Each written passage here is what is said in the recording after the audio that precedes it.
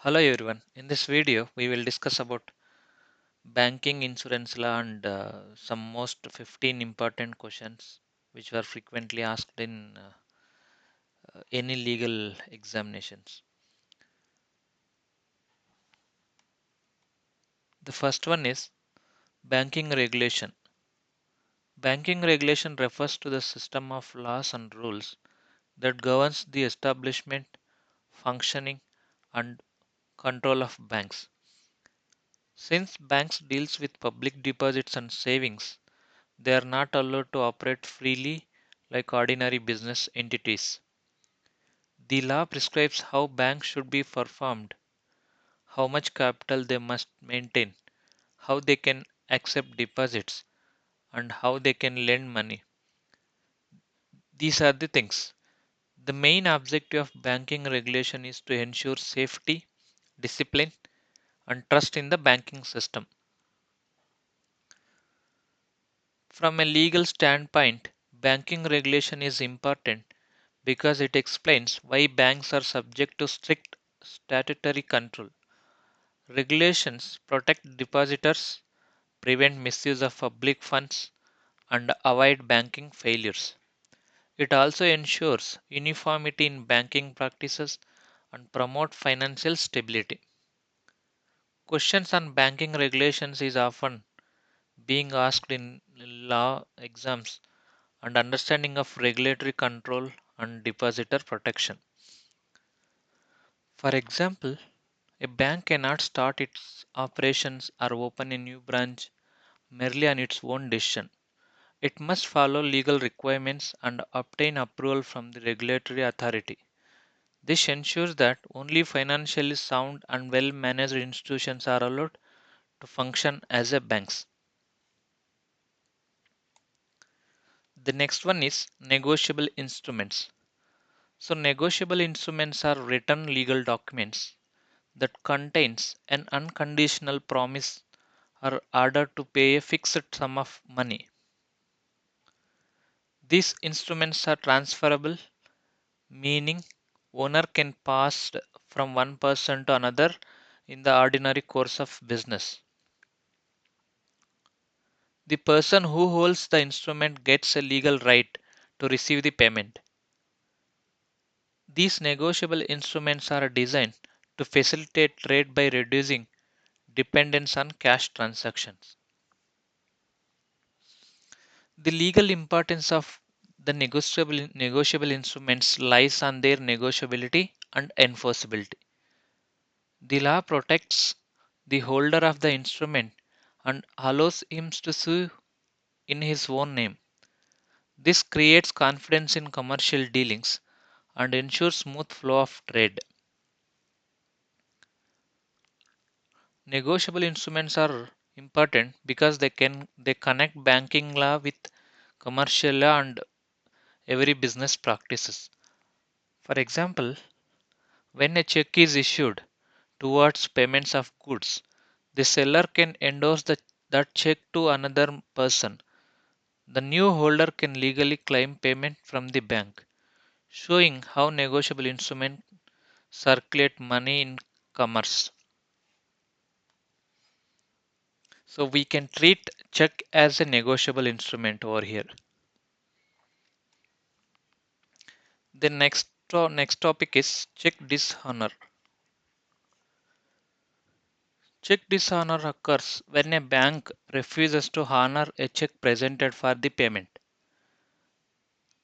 This check dishonor may happen due to insufficient funds, mismatch of signature, or closure of the account, or stop payment instructions.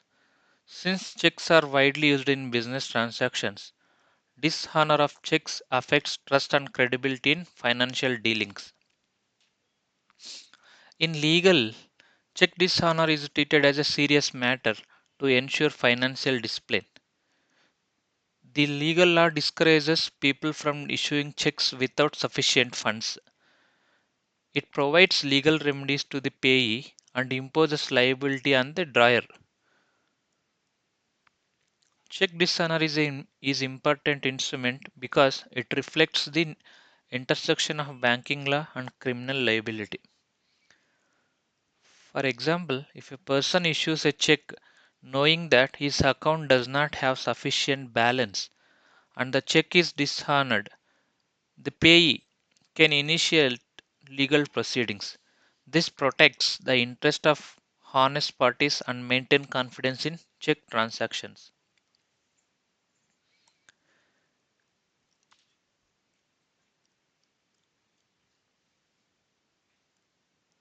Next one is RBI Powers. The Reserve Bank of India is the central authority that regulates banks in across India. RBI supervise all the banks and ensure lawful functionings. RBI also issues directions and conducts and sometimes it do inspections with all the banks under the regulations. The main of RBI power is to aim financial stability and the confidence in the public for their deposits. The key points here is this RBI will be licensed the authority to establish a new banks and branches, and it will also control the money over the supervision. There will be a few guidelines issued to the banks for credit regulations like lending the loans to the customers, etc. And if there is any issues with the bank, right, there will be penalties given for the banks. And the next one is customer relationship.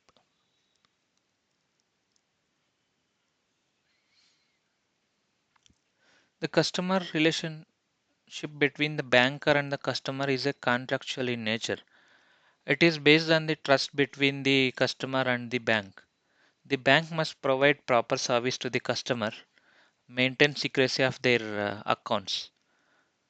Customers have legal remedies if there is a deficiency in the service by the bank.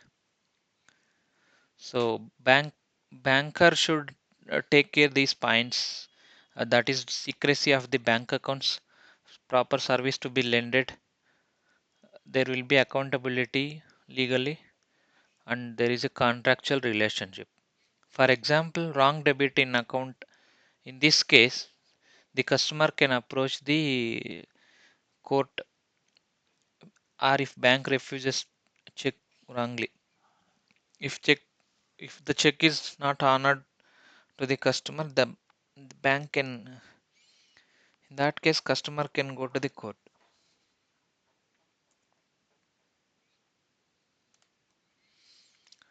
Now let us look at loan and security. A loan is money advanced by a bank to the borrower with an obligation to repay it along with the interest.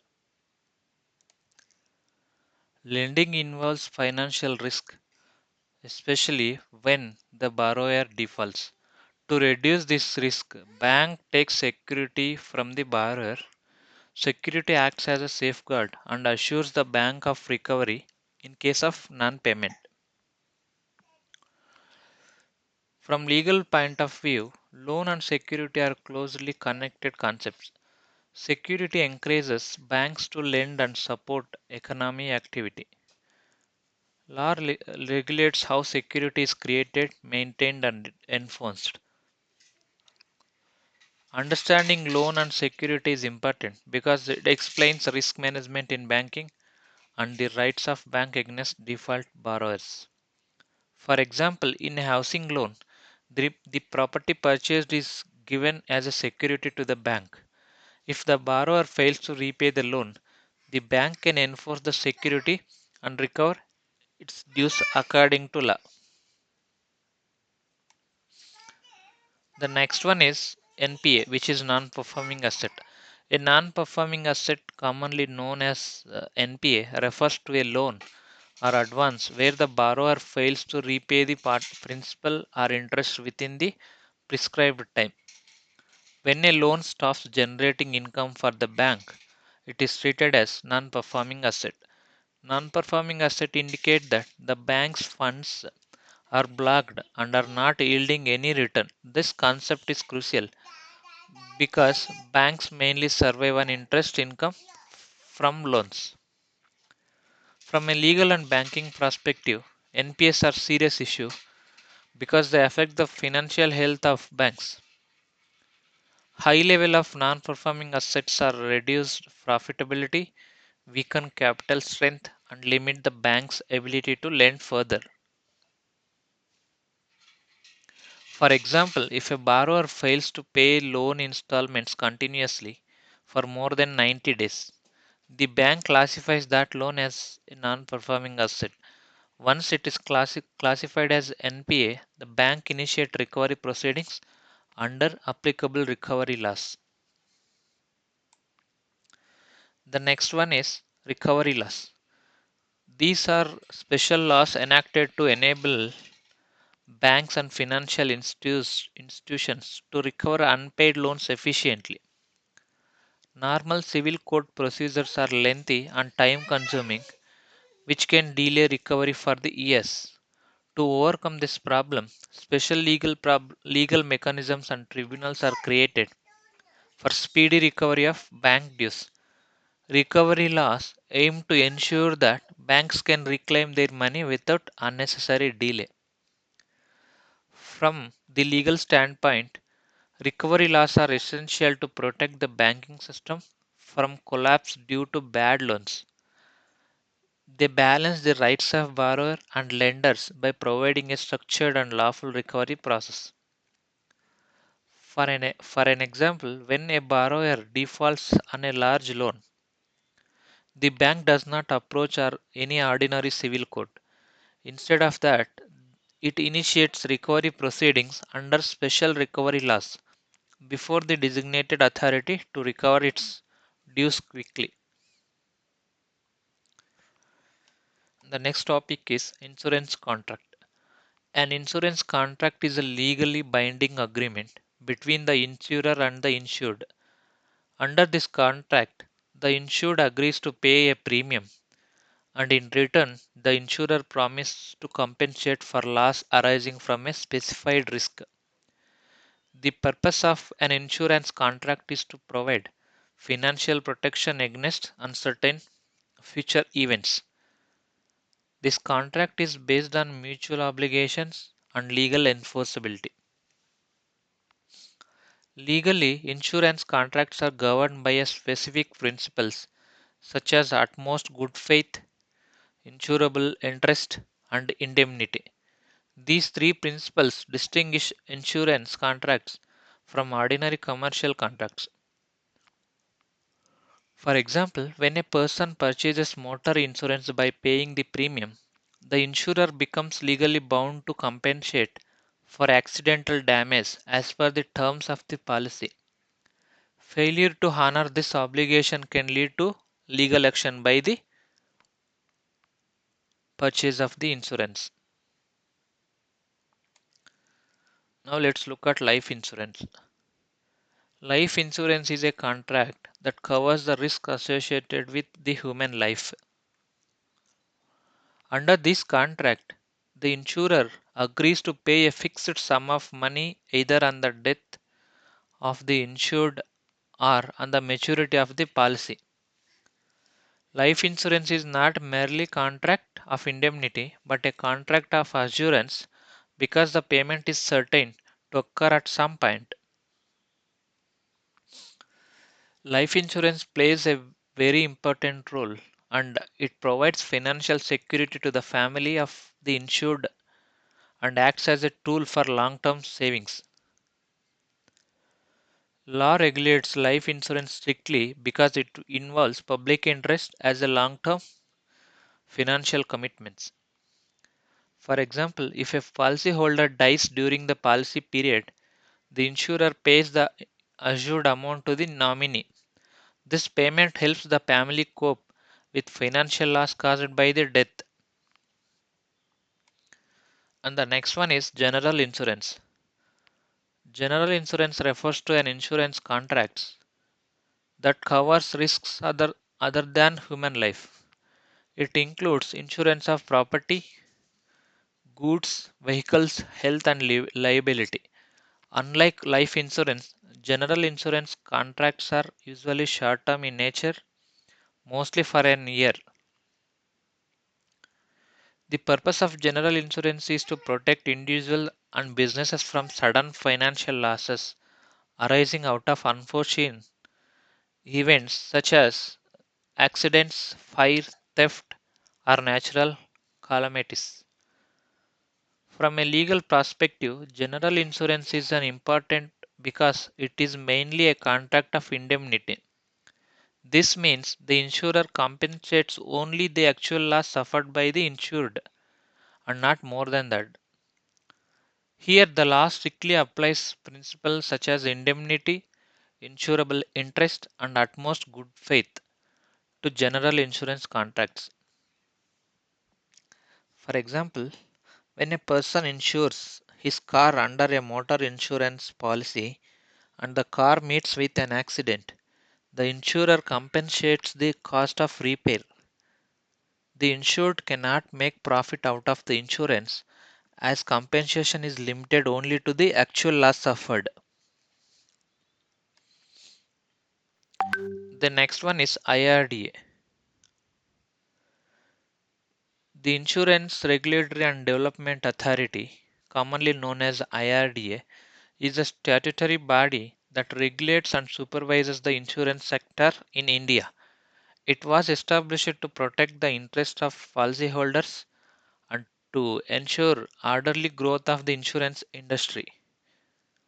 IRDA controls the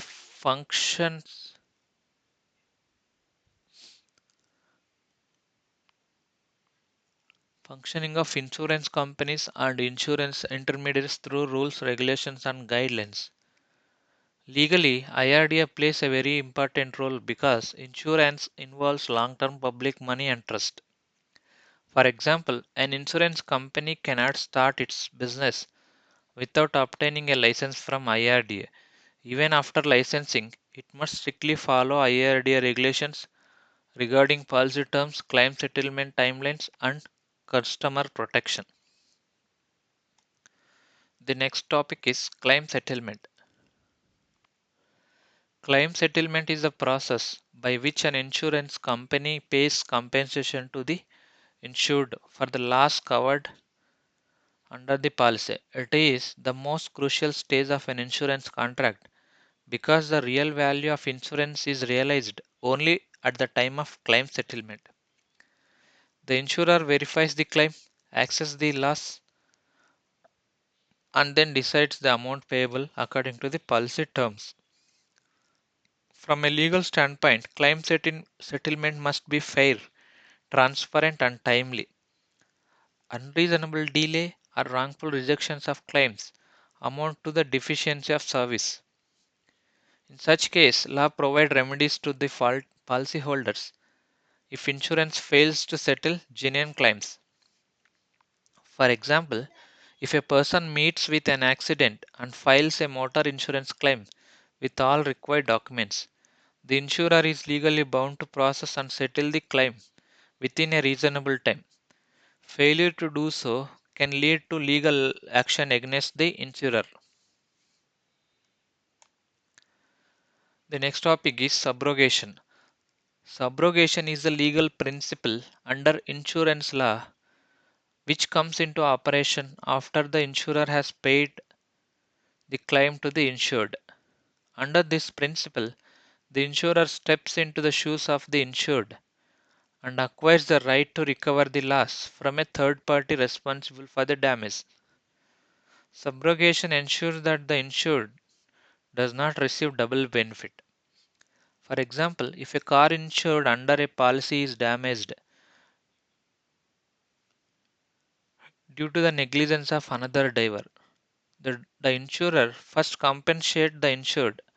After payment, the insurer can recover the amount from the negligent driver using the right of subrogation.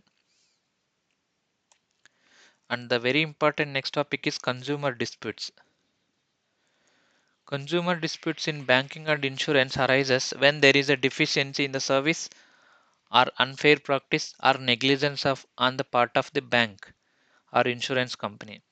Since banks and insurers provide service to the public for consideration, they are treated as service providers under consumer law.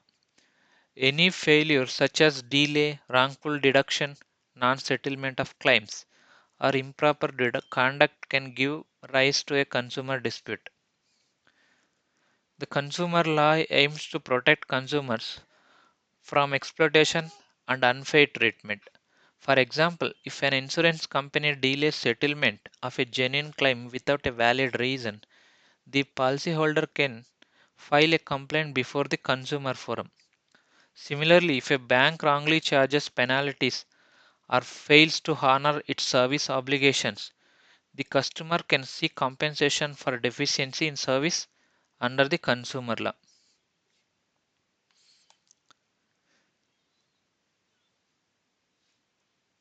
If you found this video helpful, please share, like, and subscribe. Thank you for watching.